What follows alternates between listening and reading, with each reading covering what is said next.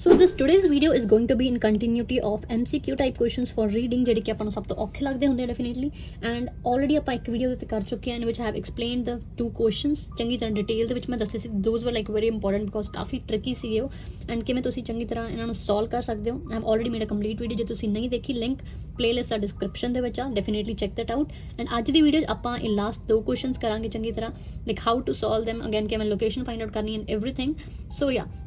this video is definitely going to be helpful for you so ਸਭ ਤੋਂ ਪਹਿਲੀ ਚੀਜ਼ again I want to repeat ਕਿ ਕਿਵੇਂ ਤੁਸੀਂ ਸੋਲਵ ਕਰਨਾ ਇਹਨਾਂ ਨੂੰ ਪਹਿਲਾਂ ਹਮੇਸ਼ਾ ਕਦੇ ਵੀ ਰੀਡਿੰਗ ਨਹੀਂ ਪੜ੍ਹਨੀ ਗੀ ਇਸ ਚੀਜ਼ ਦਾ ਹਮੇਸ਼ਾ ਧਿਆਨ ਰੱਖੋਗੇ so what you need to do first ਹਮੇਸ਼ਾ ਪਹਿਲਾਂ ਕੁਐਸਚਨ ਨੂੰ ਰੀਡ ਆਊਟ ਕਰੋ find out the keyword then you have to find out the location of that keyword and ਉਸ ਤੋਂ ਬਾਅਦ ਆਪਾਂ ਰੀਡਿੰਗ ਕਰਾਂਗੇ ਕਿ ਉਸ ਜਗ੍ਹਾ ਤੋਂ and then you will finally go for the options and ਉਹਨੂੰ ਆਪਾਂ eliminate ਕਰਾਂਗੇ so this is how you have to go in a proper manner and yeah that is the thing okay so ਆਪਾਂ ਸਭ ਤੋਂ ਪਹਿਲਾਂ ਹੁਣ question ਪੜਾਂਗੇ question number 7 for this reading and already previous video ਜਿਹੜੀ ਹੈ ਦੋ ਕੁਐਸਚਨਸ ਦੇ ਆਪਾਂ ਬਣਾਈ ਹੈ ਉਹ ਜ਼ਰੂਰ ਦੇਖ ਲਿਓ okay so let's read the 7th question and ਇਸ reading ਦਾ ਜਿਹੜਾ title ਉਹ ਜ਼ਰੂਰ ਪੜ੍ਹ ਲਿਆ ਕਰੋ that is preventing the theft of turtle eggs so that you have an idea okay Ki reading ਯਾਰ ਕਾਦੇ ਬਾਰੇ ਹੋਣੀ ਹੈ ਕੁਝ ਵੀ ਹੈ so ਇਹ turtles ਬਾਰੇ ਕੁਝ ਹੋਊਗਾ so that is what it means let's move on to the 8th one ਜਿਹੜਾ ਕੀ ਹੈ it is planned to use a large number of fake eggs at beginning because fake eggs ਨੂੰ ਜ਼ਿਆਦਾ use ਕਰਨਾ beginning ਤੇ ਕਿਉਂ okay so obviously ਈ ਦੇ ਵਿੱਚ ਆਪਣੇ ਕੋਲ ਹੁਣ ਲੋਕੇਸ਼ਨ ਪਿਛਲੇ ਸੀ ਸੋ ਲੈਫਟ ਇਜ਼ ਦ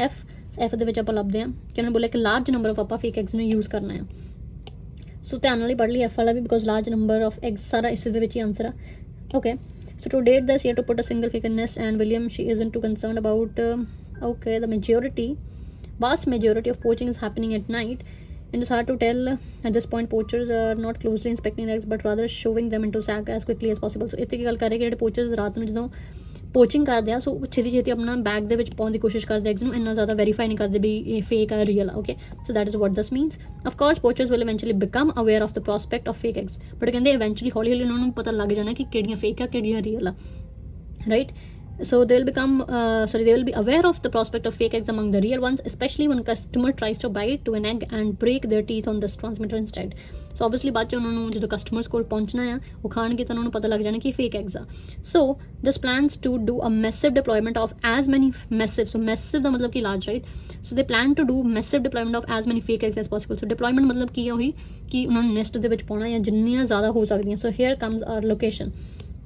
ਠੀਕ ਹੈ massive ਯਾਨੀ ਕਿ large कह लो या maximum majority whatever you want to say ठीक है सो मैक्सिमम जड़ियाँ एग्स आ वो कहते डिप्लॉय करो to gather a lot of data before poachers get wise यानी कि इस तो पहला पोचर्स ਨੂੰ रियलाइज होवे कि फेक एग्स आ राइट उस तो पहला इन्ने एग्स पा दो कि सानू बाद विच लोकेशन ट्रैक करनी जिहड़ी सौखी होवे जां कुछ भी right so that is what this line means and let's move on to the options so that is the reason वो कह रहे कि ज़्यादा ਅਸੀਂ ਕਿਉਂ ਪਾਉਣੇ ਤਾਂ ਕਿ ਜਦੋਂ ਤੱਕ ਉਹਨਾਂ ਨੂੰ ਪਤਾ ਲੱਗੇ ਪੋਚਰਸ ਨੂੰ ਕਿ ਇਹ ਫੇਕ ਐਗਸ ਆ ਅਸੀਂ ਉਦੋਂ ਤੱਕ ਸਾਨੂੰ ਕਾਫੀ ਡੇਟਾ ਜਿਹੜਾ ਮਿਲ ਸਕੇ ਉਹਨਾਂ ਨੂੰ ਟਰੈਕ ਕਰਨ ਦਾ ਜਾਂ ਜੋ ਵੀ okay so that was the reason they are saying in the reading and let's see what are the options ਸਭ ਤੋਂ ਪਹਿਲਾ ਆਪਸ਼ਨ ਹੈ some of fake eggs may be missed by poachers I don't think because obviously ਉਹਨਾਂ ਨੇ ਕਿਹਾ beginning ਤੇ ਕਿਉਂ ਉਹਨਾਂ ਨੇ ਪਾਉਣਾ that is very clear ਕਿ ਅਸੀਂ ਡੇਟਾ ਕਲੈਕਟ ਕਰਨਾ ਜਿੰਨਾ ਹੋ ਸਕੇ ਇਸ ਤੋਂ ਪਹਿਲਾਂ ਪੋਚਰਸ ਨੂੰ ਪਤਾ ਲੱਗੇ ਕਿ ਇਹ ਫੇਕ ਐਗਸ ਆ ਸੋ that is incorrect it may not be possible to continue the project indefinitely so ਇਹ ਆਪਸ਼ਨ ਦਾ ਕੀ ਮਤਲਬ ਬਣਿਆ ਦੇਖੋ ਉਹ ਕਹਿ ਰਹੇ ਕਿ ਹੋ ਸਕਦਾ ਜਿਹੜਾ ਅਸੀਂ ਫੇਕ ਐਗਸ ਵਾਲਾ ਸਿਨੈਰੀਓ ਚਲਾਇਆ ਆ ਇਹਨੂੰ ਅਸੀਂ ਜ਼ਿਆਦਾ ਲੰਬੇ ਟਾਈਮ ਤੱਕ ਕੰਟੀਨਿਊ ਨਾ ਕਰ ਪਾਈਏ and what they are saying in the reading is ਕਿ ਜਦੋਂ ਉਹਨਾਂ ਨੂੰ ਪਤਾ ਲੱਗ ਗਿਆ ਆਫ ਕੋਰਸ ਉਸ ਤੋਂ ਬਾਅਦ ਇਹ ਜਿਹੜੀ ਚੀਜ਼ ਆ ਖਤਮ ਹੋ ਜੂਗੀ ਉਸ ਤੋਂ ਪਹਿਲਾਂ ਅਸੀਂ ਜਿੰਨੇ ਹੋ ਸਕਦੇ ਫੇਕ ਐਗਸ ਪਾ ਕੇ we can get the data so that is somehow I believe ਇਹ ਮੀਨਿੰਗ ਤੁਹਾਨੂੰ ਸਮਝ ਆ ਰਿਹਾ ਇਹਦਾ ਕਿ ਓਬਵੀਅਸਲੀ ਮੀਨਿੰਗ ਸੇਮ ਹੋ ਰਿਹਾ ਕਿ what they are saying in the reading is ਕਿ ਅਸੀਂ ਜਿੰਨਾ ਹੋ ਸਕਦਾ ਡੇਟਾ ਪਹਿਲਾਂ ਕਲੈਕਟ ਕਰ ਲਈਏ ਇਸ ਤੋਂ ਪਹਿਲਾਂ ਪੋਚਰਸ ਨੂੰ ਪਤਾ ਲੱਗੇ ਕਿ ਦਿਸ ਇਜ਼ ਫੇਕ ਤੇ ਸਾਡਾ ਪ੍ਰੋਜੈਕਟ ਜਿਹੜਾ ਬੰਦ ਹੋ ਜਾਏ kind of right that is what this option means as well but ਇੱਕ ਵਾਰੀ ਆਪਾਂ ਨੂੰ ਹੋਲਡ ਤੇ ਰੱਖਦੇ ਹਾਂ ਓਕੇ ਨੈਕਸਟ ਆਪਸ਼ਨ ਆਪਾਂ ਰੀਡ ਆਊਟ ਕਰ ਲਈਏ that is about the C option okay so some eggs may be hidden in the sand ਕਿਤੇ ਗੱਲ ਹੋਈ ਨਹੀਂ ਇਹਦੀ sand the it may not be feasible to fund the long term research funding ਦੀ ਗੱਲ ਕਿਤੇ ਹੋਈ ਜਾਂ ਨਹੀਂ ਆਪਾਂ ਅੱਗੇ ਨਹੀਂ ਪੜਿਆ so let's do that now knowing where the eggs go will allow this to agents to focus their resources on right places ਠੀਕ ਹੈ resources ਆਪਾਂ ਕਹਿ ਸਕਦੇ ਹਾਂ ਵੀ ਹੋ ਸਕਦਾ financial resources ਦੀ ਗੱਲ ਕਰ ਰਹੇ ਹੋਣ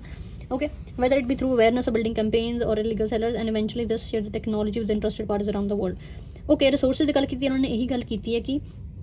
knowing this ਕਿ ਉਹਨਾਂ ਦੇ ਐਗਸ ਕਿੱਥੇ ਜਾ ਰਹੀਆਂ ਉਹਨਾਂ ਨੂੰ ਟਰੈਕ ਕਰ ਸਕਣ they will be easily able to focus their financial resources ਮੰਨ ਲਓ ਰਾਈਟ ਵੀ ਕਿੱਥੇ ਉਹਨਾਂ ਨੇ ਪੈਸਾ ਲਾਉਣਾ but what they are saying here is it may not be